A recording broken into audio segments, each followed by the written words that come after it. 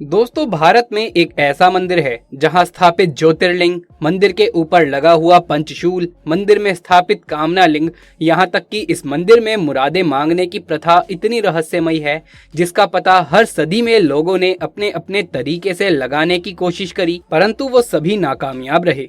एक ऐसा मंदिर जिसकी स्थापना रावण ने की है और इस मंदिर के रहस्य इतने गहरे हैं जिसका पता आज तक कोई भी लगा नहीं पाया है। इस मंदिर के रहस्यों को सुनने के बाद आपके भी पैरों तले जमीन खिसक जाएगी और आपको भी विश्वास नहीं होगा। आखिर क्या है इस मंदिर के पंचशूल का रहस्य? आखिर क्यों इस ज्योतिर्लिंग को कामना लिंग कहा जाता है? आखिर कैसे हुई इस मंदिर की स्थापना? और आखिर क्या है इस मंदिर की मुरादें मांगने की प्रथा? इन सारी बातों को जानने के लिए इस वीडियो को बड़े ही ध्यान से और एंड तक जरूर देखिएगा। नमस्कार दोस्तों, स्वागत है आपका हमारे चैनल पर एक बार फिर से। वीडियो अच्छा लगे तो वीडियो को लाइक करके शेयर जरूर से कर दीजिएगा, साथ में चैनल को सब्सक्राइब करना बिल्कुल भी ना भूलें। वीडियो में आगे बढ़ने से पहले एक बार सच्चे दिल से कमेंट बॉक्स में हर हर महादेव जरूर से लिख दीजिए।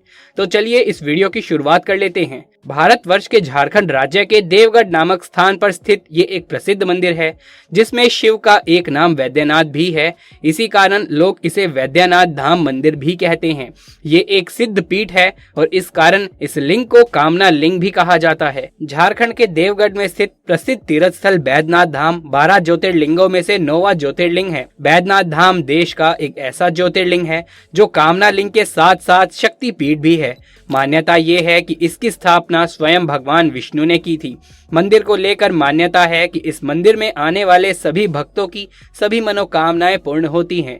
इसीलिए मंदिर में स्थापित शिवलिंग को कामना लिंग के नाम से भी जाना जाता है। देवगढ़ में शिव का अत्यंत पवित्र और भव्य मंदिर स्थित है। हर वर्ष यहाँ श्रावण मेले में लाखों श्रद्धालु भोलेनाथ का जयकारा लगाते हुए बाबा भोलेनाथ के दर्शन करने आते हैं। वैसे तो आपने देखा होगा कि भगवान शिव के सभी मंदिरों में त्रिशूल लगा होता है, लेकिन देवगढ़ के बैद्यनाथ मंदिर में शिव, पार्वती, लक्ष्मी नारायण और अन्य सभी मूर्तियों में पंचशूल लगे हुए हैं। इसे सुरक्षा कवच भी माना गया है। मंदिर में लगे सभी पंचशूल को महाशिवरात्रि से 2 दिन पहले उतारा जाता है। इसके बाद महाशिवरात्रि से 1 दिन पहले विधि विधान के साथ उनकी पूजा की जाती है। इसके बाद फिर पंचशूल को स्थापित कर दिया जाता है। इस दौरान भगवान शिव और माता पार्वती के गठबंधन को भी हटा दिया जाता है। मंदिर के शीर्ष पर लगे पंचशूल को लेकर मान्यता ये है कि त्रेता युग के रावण की लंकापुरी के द्वार पर सुरक्षा कवच के रूप में भी पंचशूल स्थापित था।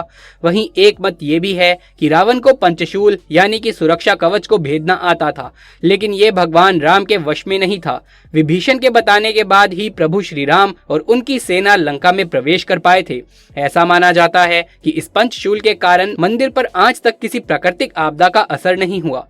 पुराणों के अनुसार सावन महीने को भगवान शिव की आराधना का सबसे उपयुक्त समय बताया गया है। सावन के पावन महीने में लाखों श्रद्धालु 105 किलोमीटर दूर सुल्तानगंज से जल भरकर कावड़ के जरिए बाबा बैद्यनाथ का जलाभिषेक करते हैं और भोलेनाथ की कृपा प्राप्त करते हैं। बैद्यनाथ धाम में स्थापित शिवलिंग की कहानी इतनी पौराणिक और दिलचस्प है कि आप भी इस पावन धाम के दर्शन करना जरूर चाहेंगे। पुराणों के अनुसार भगवान श्री कृष्ण के सुदर्शन चक्र के प्रहार से मां शक्ति के हृदय का भाग यहीं पर कटकर गिरा था। बैद्यनाथ दरबार माता शक्ति के 51 शक्ति पीठों में से एक है। कहते हैं कि शिव और शक्ति के इस मिलन स्थल पर ज्योतिर्लिंग की स्थापना खुद देवताओं ने की थी। बैद्यनाथ धाम के बारे में ये कहा जाता है कि यहाँ मांगी हुई मनोकामना देर से ही सही लेकिन पूर्ण जरूर होती है। कहा जाता है कि भगवान श्री राम और महाबली हनुमान जी ने श्रावण के महीने में यहाँ कावड़ यात्रा भी की थी। बैद्यनाथ धाम में स्थित भगवान भोलेनाथ का ज्योतिर्लिंग नीचे की तरफ दबा हुआ है। शिव पुराण और पद्म पुराण के पाताल खंड में इस ज्योतिर्लिंग की महिमा कही गई है। मंदिर के निकट एक विशाल तालाब स्थित है जिसे शिव गंगा के नाम से जाना जाता है। इस मंदिर के मुख्य पुजारी का दावा है कि रात में इसी शिव गंगा में कई बार साक्षात भोलेनाथ ने कई भक्तों को दर्शन दिए हैं। पुजारी का कहना है कि भोलेनाथ आज भी शिव गंगा में अदृश्य रूप में विराजते हैं। माना जाता है कि बाबा बैद्यनाथ धाम में स्थित सभी मंदिरों का निर्माण भगवान विश्वकर्मा ने एक ही रात में स्थापित किया था। शिव गंगा के आसपास और भी अनोखे अन्य मंदिर बने हुए हैं। दोस्तों, ये तो थी कुछ रोचक बातें बाबा बैद्यनाथ धाम के बारे में। चलिए अब बात करते हैं बाबा बैद्यनाथ धाम में स्थित पवित्र शिवलिंग से जुड़े पौराणिक कहानी के बारे में, जो कि बहुत ही दिलचस्प है। पौराणिक कथाओं के अनुसार दशानन रावण भगवान शिव शंकर को प्रसन्न करने के लिए हिमालय पर घोर तपस्या कर रहा था। रावण एक एक करके अपना सिर फिर शिवलिंग पर चढ़ा रहा था। 9 सर चढ़ाने के बाद जब रावण अपना 10वां सर काटने वाला था, तभी भोलेनाथ ने प्रसन्न होकर रावण को दर्शन दे दिए और उससे वर मांगने को कहा। रावण के पास सोने की लंका, इसके अलावा तीनों लोकों में शासन करने की शक्ति तो थी ही, साथ ही उसने कई देवता, यक्ष और ऋषि मुनियों को कैद करके लंका में रखा हुआ था। इसी वजह से रावण ने ये इच्छा जताई कि भगवान शिव भी अब कैलाश पर्वत को छोड़कर लंका में ही रहें। इसीलिए रावण ने भगवान शिव शंकर से कामना लिंग को ही लंका में ले जाने का वरदान मांग लिया।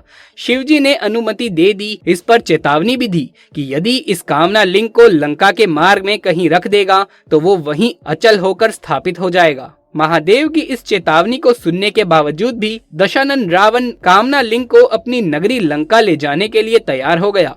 इधर भगवान शिव के कैलाश पर्वत छोड़ने की बात सुनते ही सभी देवता चिंतित हो गए।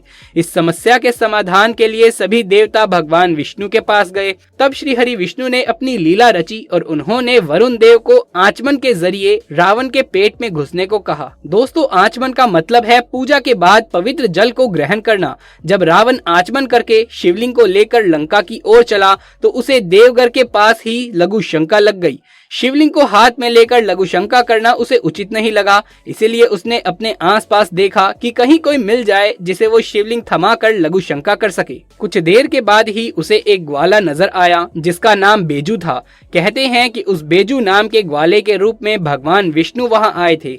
रावण ने उस ग्वाले से कहा कि वो शिवलिंग को पकड़ कर रखे ताकि वो लघु शंका से निवृत्त हो सके, और साथ ही साथ उसने ये भी कहा कि शिवलिंग को भूल से भी भूमि पर मत रखना। रावण जब लघुशंका करने लगा तब उसी लघुशंका से एक तालाब बन गया, लेकिन रावण की लघुशंका नहीं समाप्त हुई। ग्वाले के रूप में मौजूद भगवान विष्णु ने रावण से कहा कि अब बहुत देर हो चुकी है, अब मैं और शिवलिंग उठाए खड़ा नहीं रह सकता। इतना कहकर उसने शिवलिंग को भूमि पर रख दिया। इसके बाद रावण की लघुशंका भी समाप्त हो गई। जब रावण लौटकर आया तो वो अपनी लाख कोशिश करने के बावजूद भी शिवलिंग को उठा नहीं पाया।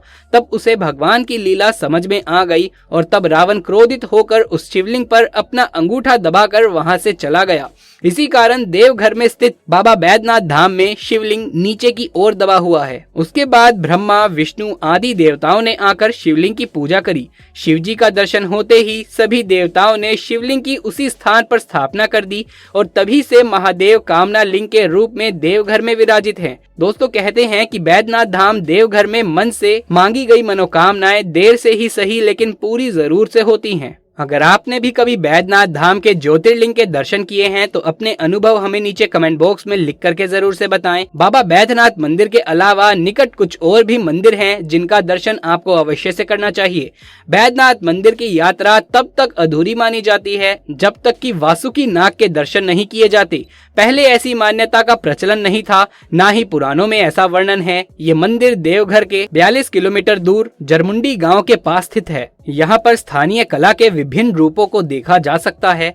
इसके इतिहास का संबंध नोनीहाट के घाट से जोड़ा जाता है। बैजू मंदिर बाबा बैद्यनाथ मंदिर परिसर के पश्चिम में देवघर के मुख्य बाजार में 3 और मंदिर भी हैं। इन्हें बैजू मंदिर के नाम से जाना जाता है। इन मंदिरों का निर्माण बाबा बैद्यनाथ मंदिर के मुख्य पुजारी के वंशजों ने किसी जमाने में करवाया था। दोस्तों, इसके अलावा यदि आप बैद्यनाथ धाम आते हैं तो और क्या क्या आपको दर्शन करना चाहिए, इनमें से एक नौलखा मंदिर है। कहा जाता है कि नौलखा मंदिर की स्थापना प्राचीन समय में कोई 9 लाख में करी गई थी। इस मंदिर में कलाकृति की छवि आप दर्शन कर सकते हैं। इसके अलावा आपको चित्रकूट पहाड़ का भी दर्शन करना चाहिए जो कि अद्भुत है। इसके साथ साथ तपोवन पहाड़, नंदन पहाड़ इत्यादि देवघर के मुख्य पर्यटक स्थल का केंद्र बिंदु है। दोस्तों, आपका क्या कहना है मंदिर के मुख्य पुजारी के द्वारा बताए गए शिव गंगा में साक्षात भोलेनाथ के दर्शन के बारे में? अपने विचार नीचे कमेंट बॉक्स में लिख करके जरूर से बताएं। यदि आप भी भोलेनाथ के सच्चे भक्त हैं तो कमेंट बॉक्स में हर हर महादेव लिखना बिल्कुल भी ना भूलें। ये वीडियो पसंद आया हो तो इसे एक लाइक करके अपने दोस्तों और रिश्तेदारों में ज्यादा से ज्यादा शेयर कर दें। आगे भी ऐसे वीडियोस लगातार देखते रहने के लिए चैनल को सब्सक्राइब करके पास वाले बेल आइकन को भी दबा लीजिए। जल्द मुलाकात होगी आपसे किसी अगली वीडियो में। तब तक के लिए आप सभी का धन्यवाद।